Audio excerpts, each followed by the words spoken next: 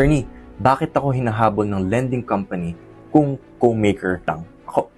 Hi guys, this is Attorney Eman and papag-usapan natin yung differences ng surety and guarantor. Because the fact na co-maker ka, ibig sabihin, pumirma ka sa kontrata to be held liable for the liability or obligation of another individual.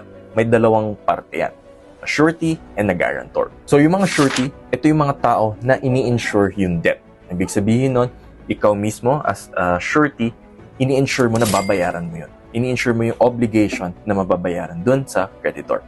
So kahit na may pambayad yung co-maker mo, yung totoong tao na may liability, pwede ka pa rin maging liable. Compared naman sa guarantor, meron tayong tinatawag na benefit of excusation.